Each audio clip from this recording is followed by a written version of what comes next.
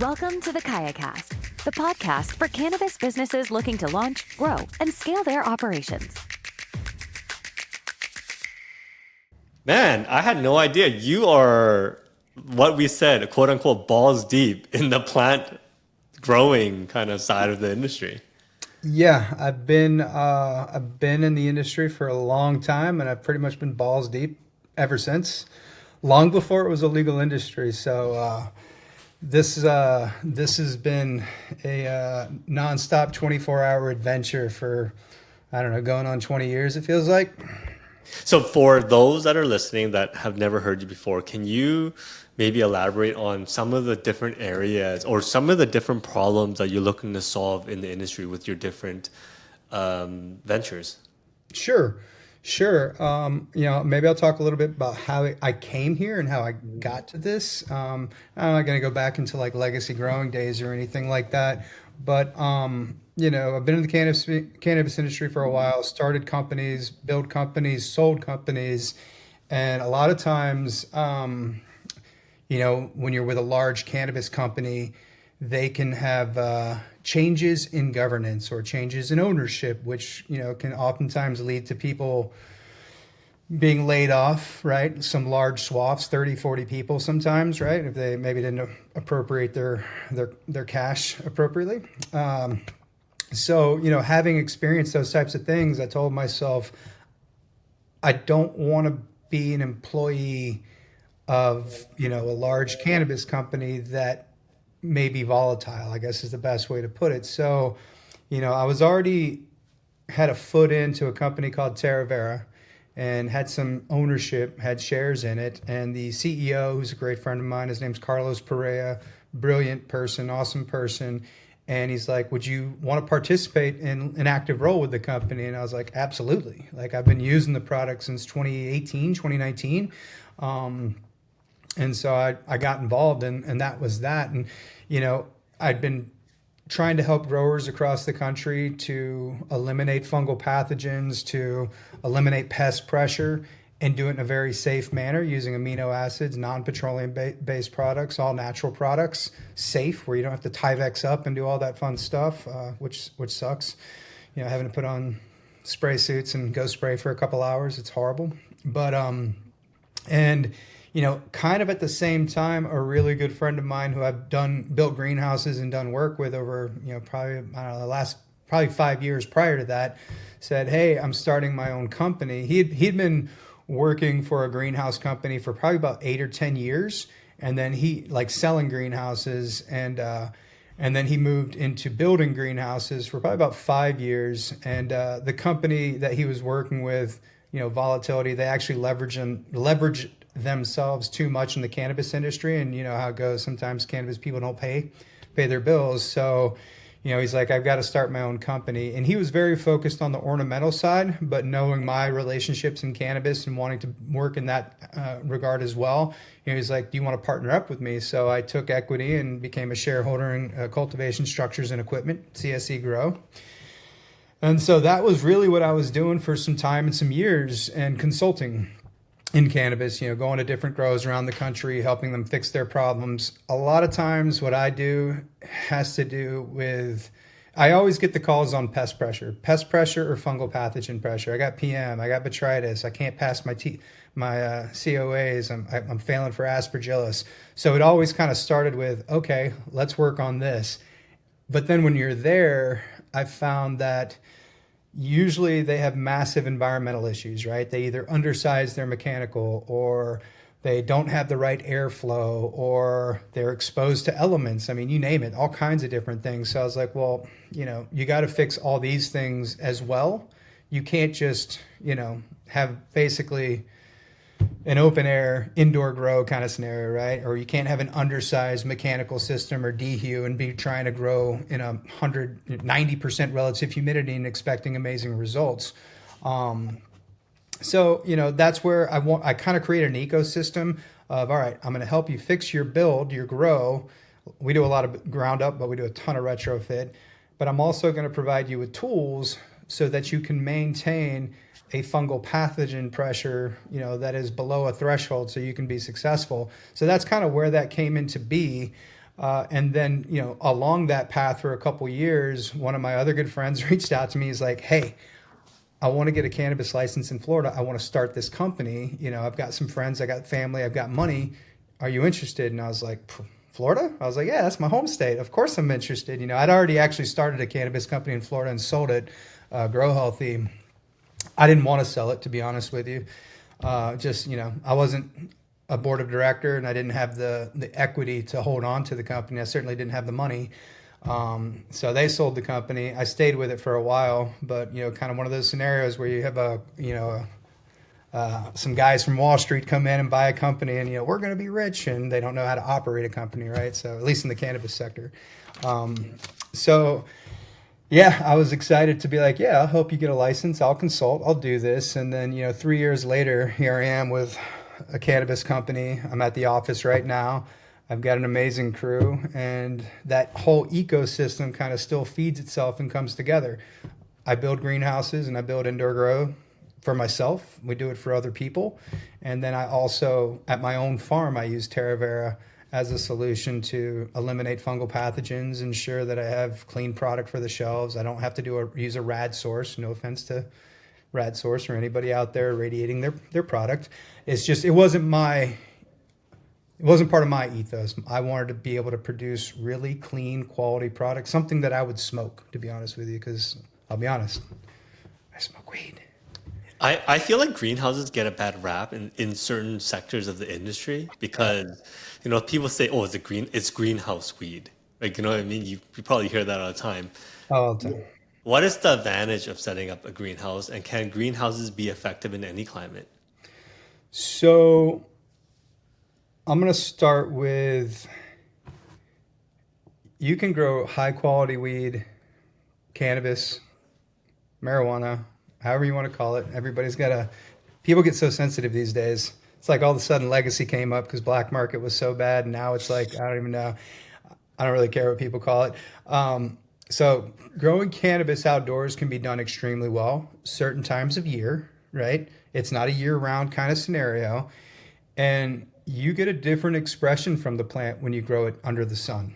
And you can prove this in a COA. You can prove it with your cannabinoid profile and your terpene profile and put them side by side. You're going to get a different expression because you just have a larger spectrum, right, from the sun. So, and then in a greenhouse, same scenario. You can grow really high quality cannabis in a greenhouse, specifically certain times of year, depending, and pretty much anywhere, right? I've built greenhouses in New York, Minnesota, Florida, Colorado, Oregon. I mean, we built 4 million square feet across the US. So I promise you it can be done. Now, the issue is when people try to take a dilapidated, crappy greenhouse that was used for, I don't know, you name it, ornamentals or something like that. And I've had this number of times where people are like, hey, I want to add lights and blackout and light depth and benches and all this. I'm like, dude, you don't even have a sidewall. You're literally hoop to hoop from ground to ground. I can't add all this into your greenhouse. It's not possible. I was like, you might as well just build something new, and then everybody's like, gets hard up on the cost. And I'm like, well, I can't control that. Like I can control so much. I can control our margins, but I can't build a state-of-the-art environmentally controlled CEA greenhouse for $100 a square foot. Right. It's like if you want controls, if you want irrigation, if you want, exhaust fans and all of these things. And then if you want a chiller, and if you really want to control the environment, price tag just keeps going up. So you can 100% grow amazing cannabis in greenhouses, but you have to understand the limitations, and you also have to have a good operator, right? I mean, just because you have this Ferrari greenhouse, if you don't have somebody who knows how to operate it and understands plant science and understands IPM and understands just the overall controls of a greenhouse, yeah, you're not going to be successful. But you can't blame the greenhouse. You can blame genetics. You can blame the grower. A lot of times growers will blame the greenhouse, by the way, which I'm not going to say that greenhouses, I've been in plenty that have plenty of problems because the investment, into the greenhouse was limited. Is the best way I can put it. Now, an indoor, so I love growing indoor. I've grown indoor since 2000. I don't know, 2001 or two. That's when I got into growing indoor cannabis. And here are the drawbacks, right? So lights are expensive, especially if you're going LEDs. I mean, you can spend anywhere between $500-$600 on an LED, all the way up to $1,800 on an LED, right? So there's that. And then you got to think about your operational cost, right? You're adding air conditioning, you're adding controls, and you're basically growing cannabis in a lab, right? So your costs are significantly higher. I was an advocate of always growing indoors. Mind you, I grew outdoor for a long time too. When I was like 13 years old, I was putting plants out in Florida like August, September, and then harvesting them in October, November. So you can definitely do it in Florida, in a lot of places. But I loved growing indoor weed when I was, in my 20s, because I was like, oh, this is the most beautiful thing in the world. And I can pretty much completely stop doing everything outdoor when I was like 21, 22. I'm 46 now, just for reference. But, and when I got to Colorado, everybody grew indoors, right? That was the thing in Colorado. But when I got to Florida, and it was a biomass production environment, right? When I got to Florida back to Florida in 2015, it was low THC, so they didn't have, and it was all oil, right? It was all vape pens and tinctures and stuff like that. And I'm like, why would we grow all this indoors just to squeeze the juice? I was like, we need to grow in greenhouses, we need to grow in hoop houses, we need to grow in anything, because I'm just extracting at this point. And back then, most everything was, hot dog water was all distillate. It wasn't. Not very many people were doing true solventless, right? They were doing CO2 solventless. But so I guess the gist of it, you can grow really high quality in any environment if you're doing it at the right time of year, you've got the right inputs, and you understand the process. I'm not going to sit here and tell anybody that you're not going to get quality product out of a greenhouse or outdoor for that matter, because I've seen it for decades at this point. What's different, and to a novice like me, growing in a greenhouse versus indoor? I mean, so growing, it's funny because you have different scenarios. So I'm actually growing right now indoor, and I'm growing in a greenhouse. Because like I said, it's like I'm a fan of growing indoor for that high quality flower year round. But in a greenhouse, I'll produce high quality flower in a specific time frame, right, of the year when the environment's right, and the rest of the year I'm just growing to squeeze juice, right? But the biggest differences in managing a greenhouse is the environmental factors, right? Like I have to take into consideration when it's hot outside, when it's humid outside, the photo period, when there's long days and short days. I've got to take all these different things into consideration to manage that greenhouse. Whereas indoor, it's just, in my opinion, it's certainly a lot easier. And maybe that's one of the reasons I like doing outdoor and greenhouse, because there's just a whole different set of challenges, and it keeps you on your toes. But an indoor, once you set your parameters and once you have good infrastructure, I always tell people, like, flour to me is the oven. I'm just putting the cake into the oven and letting the environment do its job, right? Feeding correctly, feeding at the right intervals. Everything's under control, right? The temperatures are managed based off parameters that I set basically on a cell phone, right? So that's the difference, right? Is growing in a greenhouse, in my opinion, takes a little bit more fine tuning from a management year round than what an indoor does, so long as your infrastructure is adequate. You mentioned in a greenhouse, there's only certain times during the year that you can grow quality flower, and there's other times where you're squeezing the juice. If you had, and in your example in Florida, you have a greenhouse, you have indoor. Indoor costs a lot more to set up and maybe run. Yeah. But what is the difference if you're comparing apples to apples in terms of how much revenue you can make indoor year round versus greenhouse? And then what are the costs associated with the two? Yeah. So, I mean, I look at it like this. So an indoor, you're probably going to, for a good indoor, right? Not something, it's not tents and stuff like that, right? For a quality indoor facility, you're going to spend at a minimum 350 to $375 a square foot, right, to build it out. I mean, we built out facilities where they wanted all the bells and whistles, and it cost over $400 a square foot. And then we've done retrofits in buildings where we probably got it down to like 275, $280 a square foot, and certainly cutting corners.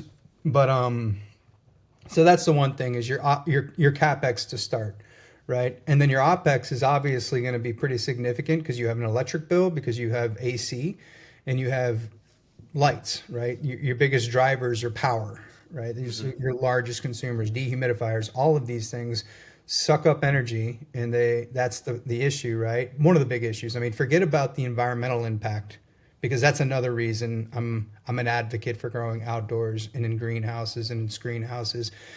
I mean, I can't remember. It's been a little while since I've looked this up, but I mean, I think it was somewhere in the ballpark of 1%, maybe 2% of all power in the United States is consumed by indoor grows. Right? Wow. When you think about that, it's like, how can you sit there and talk about being, environmentally friendly and, eating all organic and doing all these things, but smoking nothing but indoor flower, knowing the environmental impact, right? So that's something that I have a hard time dealing with myself. That's why I don't put all of my eggs in one basket, building a massive indoor. So that's that. In a greenhouse, I mean, you can certainly spend $350 a square foot for mobile benches and automation and all these things in a very nice controlled CEA greenhouse. But you can also spend $125 a square foot and build a pretty decent greenhouse. Now, you're going to have a lower capex starting, you're going to have a lower opex, but your revenue return is certainly going to be different, right? If you think about that cost in an indoor, your cost per pound, call it somewhere between $500 and $650 a pound, which I've certainly seen from MSO operators. I know for a fact because I've looked at their books. And then, in a greenhouse, depending on the style of greenhouse, right? If I have a greenhouse with chillers, light depth, fully lit up, damn near an indoor grow, but the only difference is I've got, the benefit of using that big fiery ball in the sky. My production costs are going to be lower, but not dramatically lower, right? I mean, pretty dramatically if you're looking at margins really precisely, but you're looking at probably $350 a pound to produce, maybe as low as $250 a pound. But outdoor, and in some greenhouses that don't have all the high tech stuff, I mean, I've grown pounds for $35 to $50 a pound, no problem, right? Easy and quality, like good quality. And same thing in a greenhouse that's a hoop house that I don't have lights, I don't have air conditioning, I just have really good airflow, really good ventilation, and I'm growing certain times a year. Now, the opportunity cost is you're not growing in summer, specifically in Florida, you're not growing in winter, specifically in like Minnesota. But, that's all a matter of planning and how much you plant, right? So I used to have this conversation with some growers who were like, oh, well, you just need to build up, right? Just tier your grow.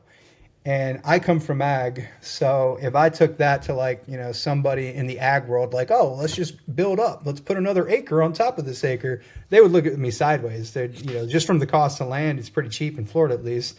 They'd be like, well, why don't we just plant another acre? And it's like, yeah, that makes sense too. But so yeah, there are certainly benefits on both sides, right? Quality and indoor, consistent, but at a high cost environmentally and to the pocket.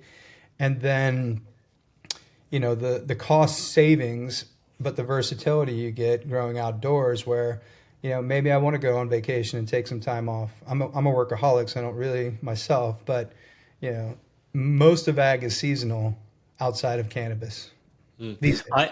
I always think about the macroeconomics too. And so if you were going to grow in-house, it's a lot more expensive. The quality's higher. You have to be really growing really top shelf stuff Yeah. to demand a premium when the market's saturated, essentially. Yeah. And that's what you're up against, I'm guessing. And that's another reason rather why I firmly believe you need to have indoor to feed the consumers that are strictly looking for top quality product. But because the margins are getting thinner and thinner, and the market's getting more and more saturated, so it's discount here, discount there. You have to. So I don't know if you invest, but I've always invested gold, silver, things of that nature, at least these days, in gold and silver. But I look at it as dollar cost averaging. If you understand that, right?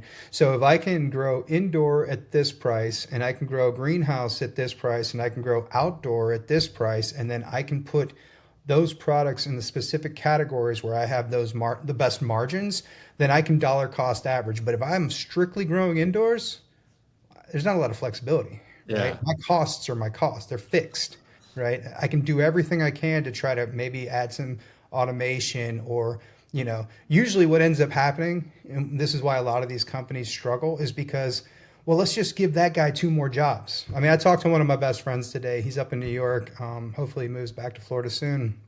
But he works for a very large company. I'm not going to say their name. But, he's doing the work of 3 people, right?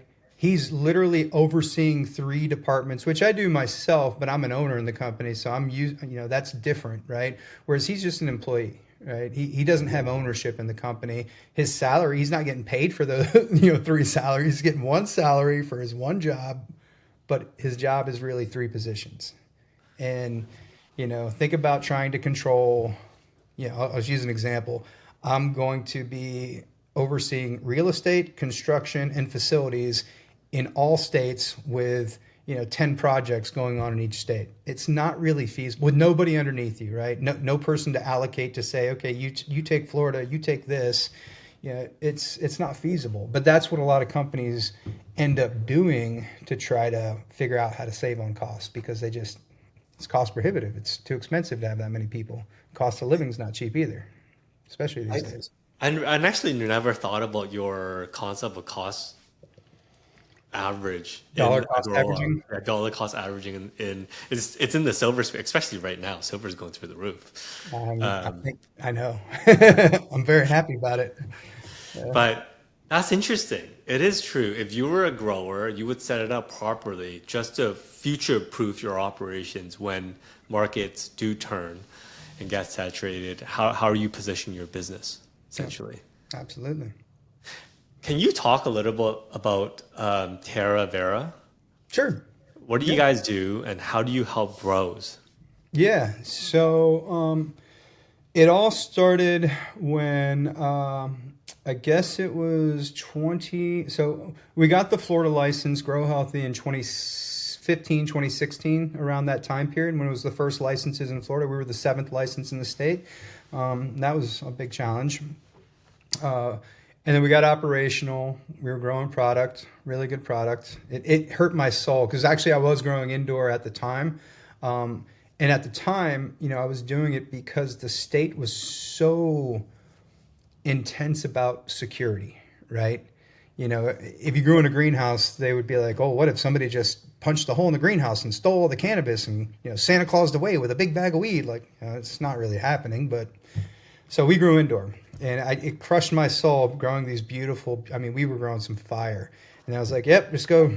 And at that time, in Florida, nobody was really doing ethanol because the state was pretty prohibitive about, your hydrocarbons, anything you could process. So everything was CO2. So that was sad. But we got acquired by Ianthus Capital, and the COO of that company, he and I became good friends. And he'd actually been with Intel. So he is one of my mentors. I wouldn't say he is. He'd been in Intel, and he was like, he scaled New Mexico from 50 employees to 500 employees at Los Alamos, right? Or not Los Alamos, but whatever. But that's what he did for Intel. So he's just a sharp dude. And after he left Intel, he bought a water treatment company, and they had a Department of Defense contract where basically the goal was to create a piece of equipment to sterilize a large amount of water with a handheld device. I actually still have one of the devices in my car. I keep it with me all the time. And they made it for soldiers, out in the field. I'm talking about sterilizing like 200 gallons of water with something the size of, damn near my cell phone. So they sold that, a couple 100,000, 400,000 units to the Department of Defense. Of course, when you get a government contract, people want to buy your company. He sold it. And then as he moved on, he became part of Ianthus as the COO in very early days, 2016, and they bought Grow Healthy. And he asked me, he's like, so what are some of the biggest challenges you experience in cannabis? And at that point in time, powdery mildew, botrytis, mites, things of that nature. I was like, that's typically what we face in cannabis. And he's like, well, what if you had a solution that was safe for your staff, safe for your people, and safe for the product, safe for the plant? I was like, I'd love to hear about it. And he told me about it. And as a grower, and most growers, I'm like, yeah, I don't believe that. I ain't spraying that on my plants. And so I was like, I tell you what, I've gotten, being in Florida, there's black mold everywhere. I was like, I've got an irrigation room and I've got some mold growing on my wall over here. Let's see what it does there. So we treated it. And after 3 intervals, we did 3 applications, pretty much gone. It ate away on the outer surfaces and just kept on eating away at it. And then I was like, all right, well, I'm going to send it to the lab. So I sent it to the lab, came back clean. It's literally just amino acids. That's all it was. Later found out it was all natural food grade amino acids, same amino acids that are actually exist in the plant. And I was like, all right, I'll try this on the plants. And we had this one section of the grow that just consistently, it had to do with airflow, right? We just consistently had PM in this one section. Everything else in the front was beautiful, but this one back section that was just stagnant air would always get PM, and it pissed me off. So I was like, all right, let's go spray these plants. So we sprayed it. Then we sent the product to the lab. Everything came back clean, but PM went away. So I was like, all right, well, I guess this works. And then we implemented it ever since then. That was in 2018. And then, we implemented it across the entire asset of Ianthus. So there was one in Massachusetts, one in Nevada, one in Colorado. It was all over the place because Ianthus at the time, they were in like 8 states. And I was pushed into a VP of operations role nationally. So I was going to all the states, and every state had an issue. So we're like, all right, well, let's implement this. And, to this day, they still use Terra Vera at that operation. And then when I left Ianthus, and I left Grow Healthy and moved on, that was around the time when Carlos was like, do you have an interest in participating? And I was already like, yeah, I want to be a shareholder. Like, how do I get stock? How do I get into this? And then that pretty much is how it came to be. So, a lot of times I'd get friends. I still have it. Happens almost every day at this point where it's like, hey, man, I've got PM or I've got mites. I've got this. And I'm like, all right, here, I'll send you some stuff. Try it. If you like it, let me know. I'll get you on the program. So I've got growers in New York, Arizona, Nevada, Florida, you name it, all over the country. Costa Rica, we're approved in. We're in the process of getting approved in Canada because I have a few clients up there that are begging for it. And then what we really found was interesting. So there was an operator in Arizona, MSO, and they had some of the worst PM and worst aphid, and this is going back like maybe 3 years now. And he was like, can you help me? This is an old employee of mine. He worked for me in Colorado, and he still calls me boss. He's like, boss, I need help. I got all these problems. I was like, all right, we'll get you on the program. And we cleared up all his PM. I mean, just instantly. And through consistent application and just really getting on it, we got rid of all of his root aphids too. And I mean, he still calls me and he's like, dude, you're the reason I have my job. Like, he's like, thank you. And now he's moved up to a VP role. So now he's like a regional person. And, we've gone to other states with them. So to me, it's like the greatest thing in the world when I help my friends and they're like, dude, I don't have any more PM. I don't have any of these problems anymore. The interesting thing about it is that very few people, if any, will go online and be like, yo, I use Terra Vera to get rid of my PM, or I use Terra Vera to get rid of my mites, or whatever that case may be, because nobody wants to admit that they have, mites and aphids and thrips and powdery mildew. It's kind of like, an STD. Nobody wants to be like, I got STDs, so that's always been a difficult challenge to overcome. I would say we've had the most success recently with living soil growers, because living soil growers have such a difficult time passing COAs for total yeast and mold. And a lot of the time, living soil K&F growers, they're always, they don't want to spray anything on their plants. And I totally get it. But we had an operator in New York, and they were growing in living soil for probably at least a year or so. And they're well-known living soil growers, but they had never passed a COA in their life. I think maybe they passed one once. So this is like 2 years of growing. Nothing's passed. Luckily, they have a billionaire investor who, this is like his pet project, his passion project. So, they're not going to run out of money. But one of my good friends, Caleb, took over the operation, and he's like, "Yeah, I need Terra Vera bad." He's like, "I need something bad." So we sent him a system, and they have not failed a COA since. And that was over a year ago. I mean, we're going into year 2 now. They've won, I don't know, at least 6 cannabis cups in New York at a minimum. And it was tough with the grower at first because he's like, "No, don't spray anything on my plants." And I'm like, "Look, it's all natural. It's food grade. It's just amino acids. There's no oil. There's no petroleum-based products. And when the product, so basically what we do is we take amino acids, a very specific blend of amino acids, same amino acids in the plant, and we apply electrolysis. So we essentially apply amperage to the molecules, and we change the molecular structure of the molecule. And what we do is we create a molecule that doesn't exist on its own in nature without an electrical charge. And because that molecule doesn't exist in nature, right, it's an inconsistent, it reverts back, right? And basically it has an oxygen on there, but it has a very low ORP. So it's non-corrosive to metals, it's non-corrosive, it won't burn your skin or anything like that. So you don't have to wear PPE. And really it's biomimicry. So your body actually produces the exact same chemistry that we produce when you get sick. So if you get a fungal pathogen or a bacterial infection, your body will generate this chemistry to fight that infection. We just biohacked it and created it outside of the body, right? And then we apply it to plants, and we apply it to a lot of different things. We actually, in Costa Rica, the way that they're using it and have been using it now for, I don't know, at least 6 months or so, maybe longer, they grow sweet potatoes, and they use it to clean their sweet potatoes and cure their sweet potatoes. So they're able to cure their sweet potatoes anywhere between roughly 3 days, where it usually takes a couple of weeks. But not only that, they're able to preserve the potatoes longer. So a lot of the spent, or let's say the potatoes, they've been sitting there for too long, they'll end up going to horse feed. Well, now these guys are like, "I don't want to feed that to my horses." Like, these are still good potatoes, so they'll actually keep them and eat them themselves if they don't, aren't able to sell them all at market. So, it's come to work in a couple different ways. I would say the most unique way that Terra Vera has expanded recently is, so do you follow like honeybees, or know anything about honeybees on the planet? A little bit, just a little bit. Okay, so I'll get into that. So honeybees are responsible for about 20% at a minimum, up to 30%, but about 20% of all the food that you consume at the grocery store, right? Wow. Yeah. They're pollinators, right? And, without pollinators, we lose that food. So what happens to the population of the world?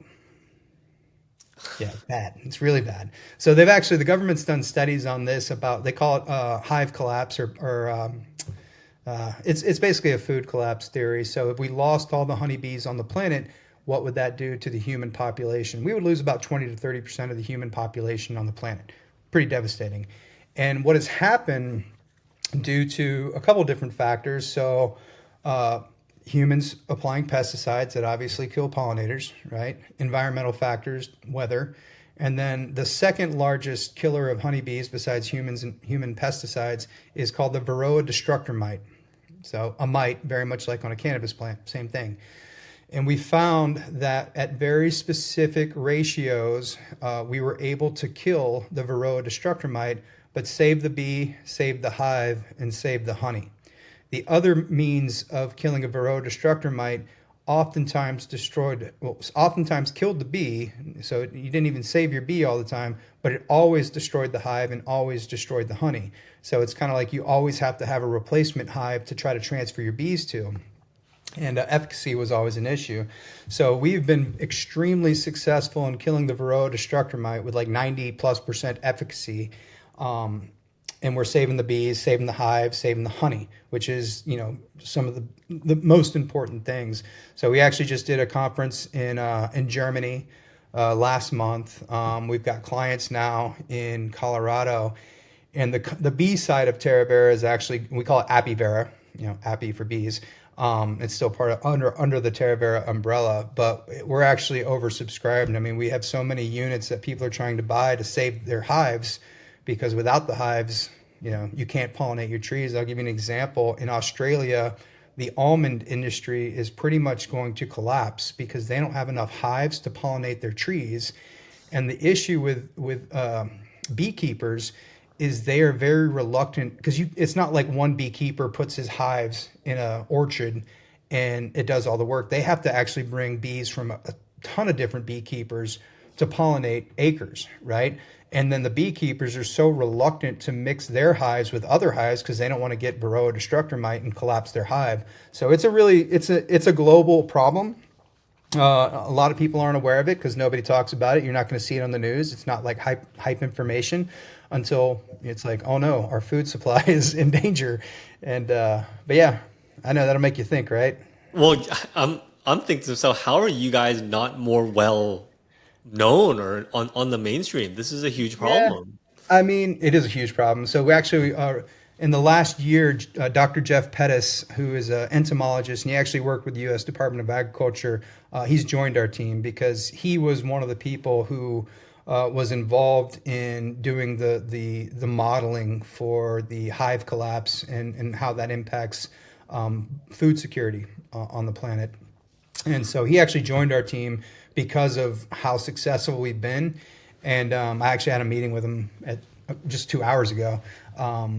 And, because he saw the opportunity and he understands the crisis, he's like, I just want to be involved. Like, how do I do this? So it's tough getting that kind of information out. We're a small company. It's not like we're a major corporation, right? We're a small, scrappy company. We work like hell, and we try to get the information out. But a lot of times, and I literally get this at minimum once a week. Sometimes, like, it seems like almost every day of the week. Oh, it's too good to be true. I don't believe you. Snake oil, especially in the cannabis industry, right? Because people were selling snake oil for such a long time in the cannabis industry. It's hard to trust somebody when they're trying to sell something. That's why, honestly, man, I've given like 20, 30 units away for free. I'm like, here, just try it.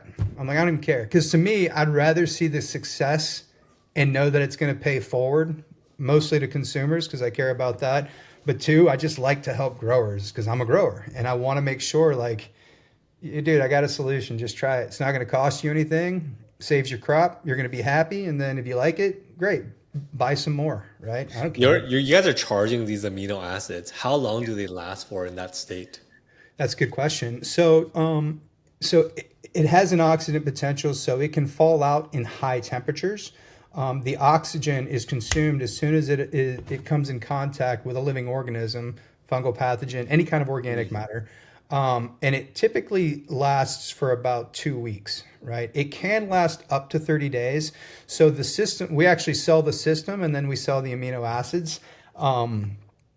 And we do it to where you can generate your own chemistry on demand when you want to do it. So there's no shipping issues, anything like that. You buy the system or lease the system. We lease most of the systems we lease, to be honest with you. The larger systems to do like acres. I sell small systems all the time for like home operators. And the chemistry, literally you make the chemistry, you press the button, activates the aminos. Actually, it's happening right now at my own grow. Like literally right this second, one of the guys is going to go fog the dry room because that's where you see a lot of issues is in the dry room with fungal pathogens, specifically aspergillus, because it grows on decaying material, which is like people drop dead leaves in a dry room. So yeah, we make it on demand and then we apply it, usually within 24 to 48 hours.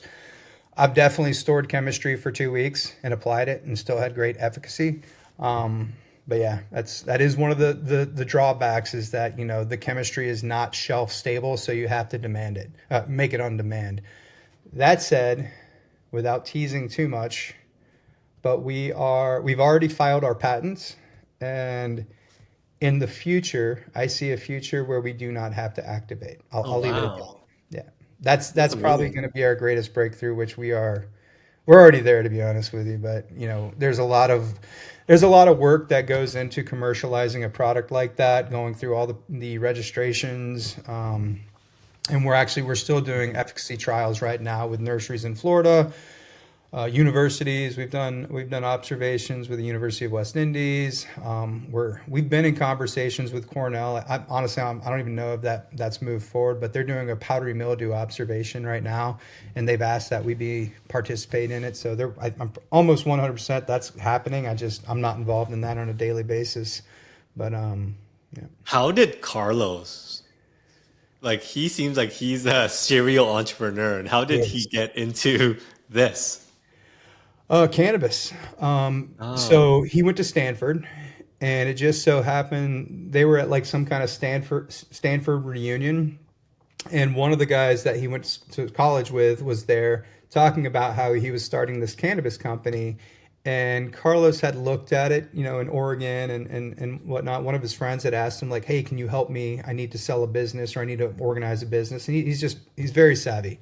And he's like, well, tell me about what you're doing. And what it ended up, they had a conversation, and he's like, well, I'm trying to buy small pieces of all these cannabis companies and take it public. And, Carlos was like, that's a horrible idea. And he's like, why do you think? He's like, well, you're putting investors' money into the future of operators, but you have no control of their operation, so you have no control of your investment. He's like, what you need to do is go out and buy these entities and then implement processes. Now, we've obviously seen that happen as well and not be successful. And, to Carlos's credit, he was not the reason that entity was not successful. As a matter of fact, that's why he went another direction, because he saw ways to do it better. And, I'll also say cannabis is a really volatile industry. He saw an opportunity way beyond cannabis to really create a product that he was already familiar with and own the rights to it in agriculture and apply that technology to agriculture for the greater good beyond just like cannabis, right? I love cannabis, don't get me wrong. But when you think about food security, when you think about, pesticides in crops, he's a big wine connoisseur. And then he found out like there's 85+% of the wine you drink has trace pesticides. So, it's like, damn. And when you start to really dig into it, it scares the shit out of you. wine is the worst, I It is heard. the worst. Apples are really bad. Strawberries are really bad. And it sucks because I have friends who grow these things and I care about them and I don't want to hurt their business. I want to help their business. But also, really, like I said, I have kids and I will not buy anything that's not organic for my kids. And just so you know, it's not just because it's organic doesn't mean it's good for you, right? Like pyrethrins come from chrysanthem. It's an organic, it's OMRI certified. It's not safe. It's not like you can just go out and do shots of pyrethrins. But, especially with soft bodied fruits and stuff like that, I'm very adamant about buying organic for my kids, just simply because I don't want them to have to deal with the things that I've dealt with growing up by, basically being sprayed by crop dusters with pesticides, my And, entire. and using charged amino acids is organic. Yeah, it's all natural. It's food grade. Yeah. Yeah. And the thing is, when you create that chloramine is what it is, an organic chloramine, when it reverts back, when it loses that oxygen, it turns right back into amino acids, right? Which is the foundation of life, building blocks of life. It just turns into food on the plant. It goes right back to water and amino acids. So there's no, nefarious systemic residual that's residing in the plant that you're going to consume and it's going to get into your bloodstream. Those amino acids exist in you as well, right? Man, I want you guys everywhere.